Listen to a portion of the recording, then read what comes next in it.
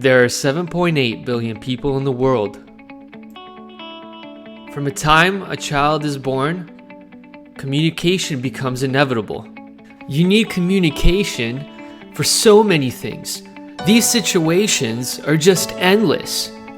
And just to list a few of them, communication can happen in a group of friends, at social gatherings, and in your workplace.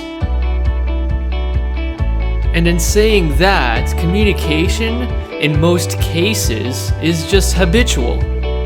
See, the way we communicate comes from where we were raised, where we grew up, and the cultures that identify us. So here's the issue when it comes to communication.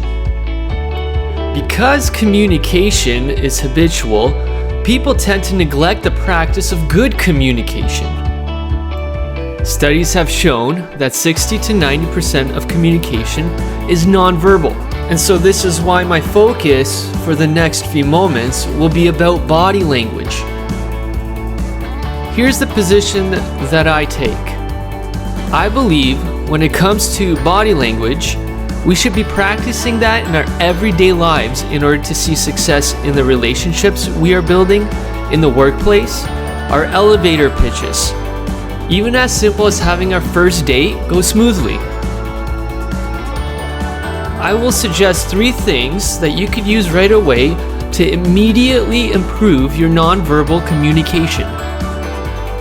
In no particular order, the number 1 thing you should work on is making eye contact with others.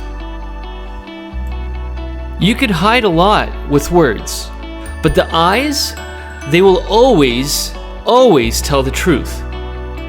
An article written from Psychology Compass says this: if you avert your gaze or fail to make eye contact, the other person's brain sounds an alarm to notify them that you must be hiding something or lying, or that you can't be trusted in what you're saying.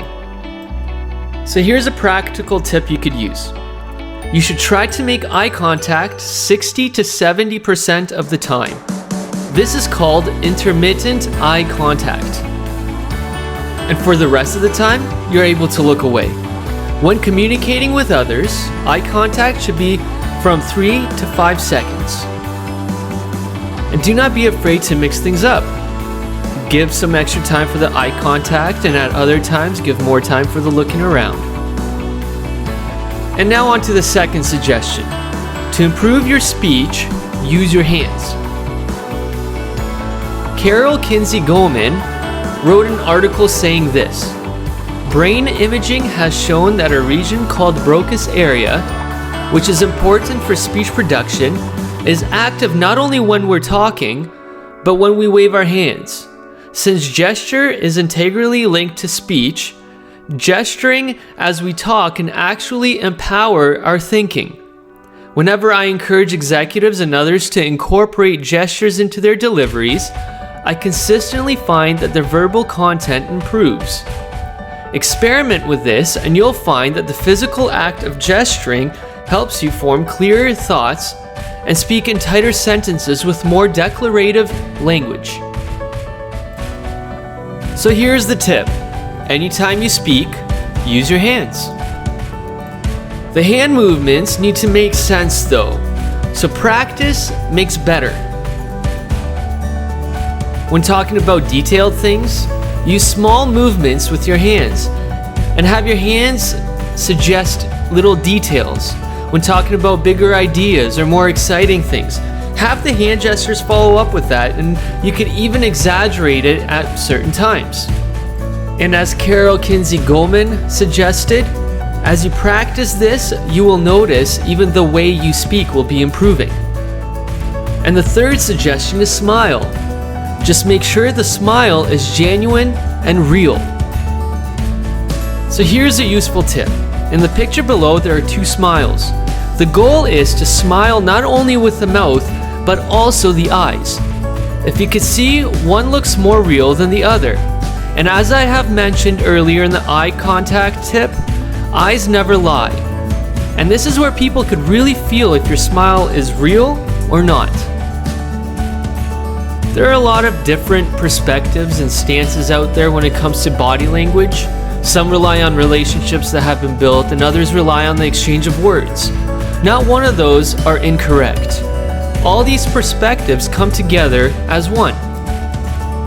My goal was to present to you what I have seen to be true in my own experiences of communication, whether it was in social groups or on the professional level. Just take all these tips and suggestions and try them out. You can make your own conclusions after that to see how well it works. So to wrap things up, body language is the dominant language in communication, but you can't forget that it's only 60 to 90% of your communication. You still need to work on the verbal part. The things you should try for immediate results are 1. Eye contact, lots but not too much, 3 to 5 second intervals. Number 2, use your hands. Make sure your hands match what you are saying. And number 3, smile. And make sure you smile with your eyes as well.